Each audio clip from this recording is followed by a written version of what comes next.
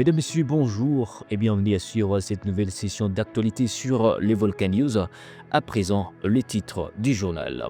Retour de la délégation de l'AFC 123 des Doha au Qatar sur demande de ses dirigeants après plus de 30 jours de discussions avec les gouvernements congolais dans le but de trouver une issue durable à la crise sécuritaire qui menace la partie orientale de la République démocratique du Congo. Certains cadres déjà à Goma ne se sont pas encore prononcés sur les conclusions prises pendant ces négociations jusqu'à ce jeudi 5 juin 2025. Tout savoir sur les raisons y afférentes dans ce journal. Mesdames, Messieurs, ce titre et bien d'autres seront développés sous paix. Installez-vous confortablement et bienvenue aux détails.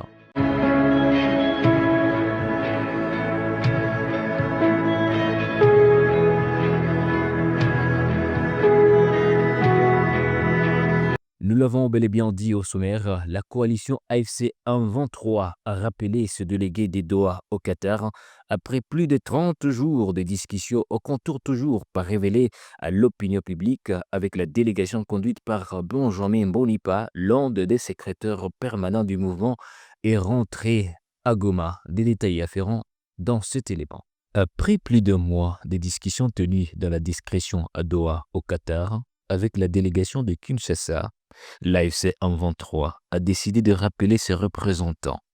Conduite par Benjamin Bonipa, l'un des secrétaires permanents du mouvement, la délégation est rentrée à Goma en début de semaine.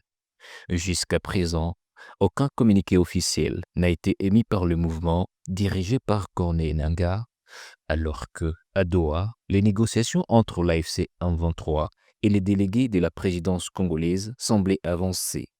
Pour l'instant, la délégation n'annonce ni une trêve, ni le début des véritables pourparlers ce jeudi 5 juin 2025, alors que certains cadres de leur mouvement sont déjà à Goma, ville sous leur occupation depuis janvier dernier. Le mouvement AFC 123 a mené une opération de bouclage de la journée du 4 juin 2025 à Sake, dans le territoire de Massissi, au Nord Kivu. Pendant cette opération visant à éliminer la menace à sa source, au moins 100 civils ont été interpellés pour le contrôle d'identité. Certains d'entre eux ont été transférés à Goma en vue d'établir les responsabilités des uns et des autres devant les instances judiciaires. Un jeune homme, revendeur de crédit et agent de service Airtel Money, a été froidement abattu par balle l'après-midi du mercredi 4 juin en ville de Goma, sous occupation de l'AFC 123, près du marché Maman Olive Lamb, dit marché à la Nina. Des hommes armés non autrement identifiés l'ont criblé des balles avant de se frayer passage. Ils ont des coups de feu. État des sièges en République démocratique du Congo, le Sénat congolais a fait plusieurs recommandations relatives à l'évaluation de cette mesure exceptionnelle proclamée sur une partie du territoire national au cours de la séance plénière présidée mercredi 4 juin par Jean-Michel Sama Lukonde. Détail. Présidée conjointement par les sénateurs Jojon Panda et Christophe Lutondula, la commission mixte défense, sécurité, frontières et relations extérieures a reçu du bureau de la plénière du Sénat le mandat de procéder à l'audition de certains ministres du gouvernement pour faire la lumière sur la situation sécuritaire et humanitaire qui prévaut dans l'Est de la République démocratique du Congo. L'idée vise à donner des nouveaux éléments à la prorogation de l'état des sièges qui est encore envisageable. Le rapport de cette commission est sanctionné par une série de recommandations, a fait savoir le président de la Chambre haute du Parlement.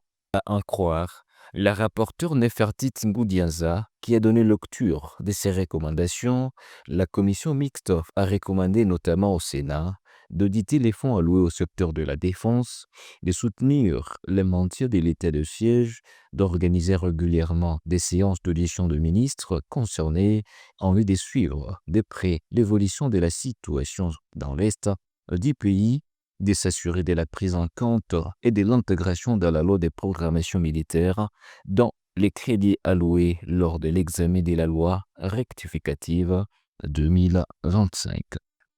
En guise de la 12e conférence des gouverneurs des provinces, le chef de l'État congolais Félix-Antoine Tshisekedi est attendu dans la province de Lualaba. Félix Tshisekedi s'y rendra pour 3 événements, notamment l'itinérance afin de palper les réalités du Congo profond, présider la conférence des gouverneurs, inaugurer une dizaine d'ouvrages réalisés dans sa vision par la gouverneure Fifi Masuka. Suivez. L'arrivée du président de la République à Kolwezi reste un événement de taille. Toutes les batteries sont mises en marche quant à ce. C'est dans cette logique que la gouverneure du Lualaba, Marie-Thérèse Masuka Saini, assistée du vice-gouverneur Tinat Karl Mufundi Clément, ne faiblit pas avec la mobilisation et n'ignore aucune couche de la population. Ce lundi 3 juin 2025, elle était en face des membres de l'intersyndicat de la province du Lualaba, conduit par la directrice provinciale de la fonction publique, Marie-Louise Moussenga Mafo. Le même message a été véhiculé à ses interlocuteurs, sensibiliser les leurs pour accueillir avec faste le garant de la nation, Félix-Antoine Tshisekedi Tshilombo. Pour le président de l'intersyndicale du Lualaba, c'est un honneur d'être reçu avec sa délégation par l'autorité provinciale. Dans notre général, démontrez par les gestes tout ce que vous faites, nous sommes d'accord avec vous, Son Excellence, et nous vous disons merci. En deuxième lieu, c'est sous ces acclamations frénétiques que Marie-Thérèse Masuka Saini a été accueillie dans la salle des conférences du gouvernorat archi-comble avant de passer son message du jour. Les chantiers sont en train de terminer petit à petit.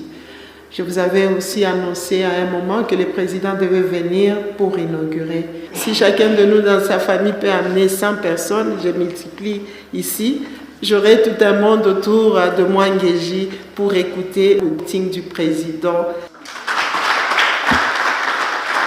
La chef de l'exécutif provincial a conscientisé cette fois-là les siens, tout le personnel du gouvernorat et les membres des cabinets ministériels de la province. L'accueil du chef de l'État, Félix-Antoine Tshisekedi Tshilombo à Kolwezi, est une affaire de tous. Marie-Thérèse Masuka Saini a fait sa part et gagne son pari en ayant atteint toutes les couches de la population par une mobilisation historique. Et pour clôturer, c'est environ 10 ans que la société service des entreprises pétrolières du Congo, CEP Congo, mettait la clé à sa porte. Depuis lors, l'approvisionnement en essence et gazole est devenu un fort combat pour les transporteurs de Boma au Congo central. Lucie Mosé pour le reportage. Il y a près de 10 ans que la société service des entreprises pétrolières du Congo, CEP Congo, fermait son entrepôt dans la ville de Boma, au Congo central, dans le sud-ouest de la République démocratique du Congo. Depuis lors, l'approvisionnement en essence et gazole est devenu un parcours des combattants pour les transporteurs de Boma. Cette situation impacte directement les consommateurs, confrontés à des ruptures fréquentes et à la hausse du prix du carburant sur le marché parallèle. Elle expose également les transporteurs à des pertes financières et logistiques considérables. Éric Loubamba, pétrolier. La plus grande entreprise qui stocke le produit à Boma, c'est la CEP. Donc CEP Boma a fermé. Et nous n'utilisons que le produit qui passe par Sosir, par la CEP. Parce que ce sont des produits qui passent par les laboratoires. Et donc aujourd'hui, pour information, le produit, les carburants, que ce soit l'essence ou le gazole que vous utilisez à Boma, nous nous sacrifions pour ramener le produit de Matadi vers Boma. Parce que la CEP a fermé. Donc voilà un peu l'une des causes. Vous devez savoir, il y a des embouteillages à Matadi. Lorsque nous demandons le produit, ce n'est pas automatique. La CEP, il y a des fois, se retrouve avec les embouteillages au niveau du pont, n'arrive pas à passer, et il y a des fois, la CEP doit servir Matadi. Donc, c'est ici où nous lançons encore un plaidoyer pour que les autorités puissent voir le problème du port de Boma. C'est une catastrophe pour la population. Pour sa part, Joseph Mavungu, président de la Ligue des jeunes pour la promotion des droits humains et développement intégral, dénonce la spéculation des prix sur le marché. Ce phénomène, de plus en plus préoccupant, est aggravé par l'absence d'une régulation efficace de la part des autorités compétentes. Joseph Mavungu Mavinga, président de la Ligue des jeunes pour la promotion des droits humains et développement intégral. Ce que nous constatons sur le terrain, nous avons des particuliers, des individus qui font leur commerce et puis ils imposent leurs prix.